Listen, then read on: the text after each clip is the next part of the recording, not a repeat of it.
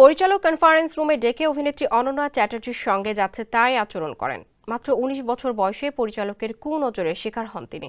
সেদিনের ভয়ঙ্কর ঘটনা সামনে এনেছেন অনন্যা, যা নিয়ে উত্তাল টালিপাড়া। বিস্তারিত ডেস্ক রিপোর্টে। পর্দার ঝলমলে দুনিয়াতে কাস্টিং কাউচ বা যৌন হেনস্থার ঘটনার কমতি নেই। নানান সময়ই উঠে এসেছে এমন অভিযোগ। এবার পরিচালকের মুখোশ খুলতে গিয়ে নিজের অভিজ্ঞতা শেয়ার করলেন ওপার বাংলার অভিনেত্রী অনন্যা চ্যাটার্জি।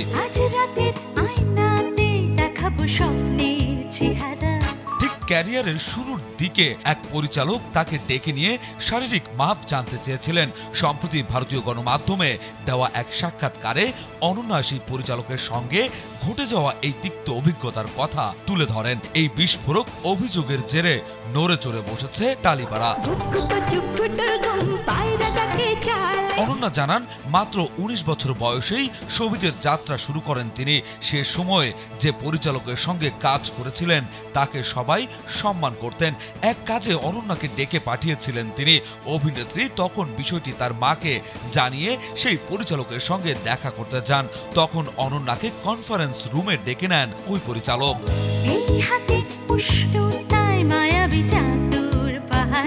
সেখানকার ঘটনা তুলে অনন্যা বলেন, উনি আমায় প্রশ্ন করেন ভাইটাল স্ট্যাটিস্টিক বা শরীরের মাপ কত।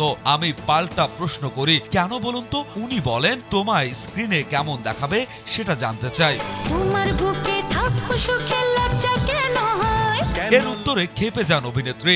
স্পষ্ট জানিয়ে দিয়েছিলেন তিনি বড় পরিচালক প্রযোজক হয়েও যদি তাকে পর্দায় মানাবে কিনা না বুঝেন তাহলে তার পরিচালক হওয়াই উচিত নয়। আর এরপরই নাকি সেই পরিচালক রেগে গিয়ে জোরে জোরে চেঁচিয়ে বলতে থাকেন, তুমি জানো আমি কে? আমি অমুকের তমুকের সাইজ জানি। এদিকে অনন্যাও চুপ থাকার পাত্রী নন। তিনি উত্তর দিয়েছিলেন, এই ঘর থেকে বের হওয়ার পর বুঝবেন আমি কে।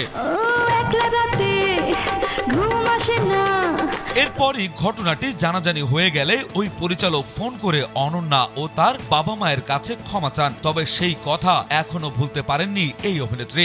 দীর্ঘ সময় পরে এসে সেই আক্ষেপ প্রকাশ করলেন তিনি।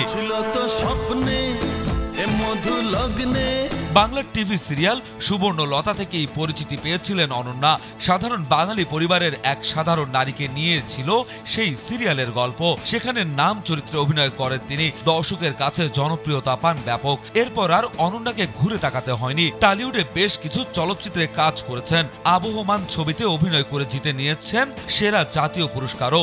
এছাড়া ছোট পর্দায় তার জনপ্রিয়তা সবসময় ছিল তুঙ্গে।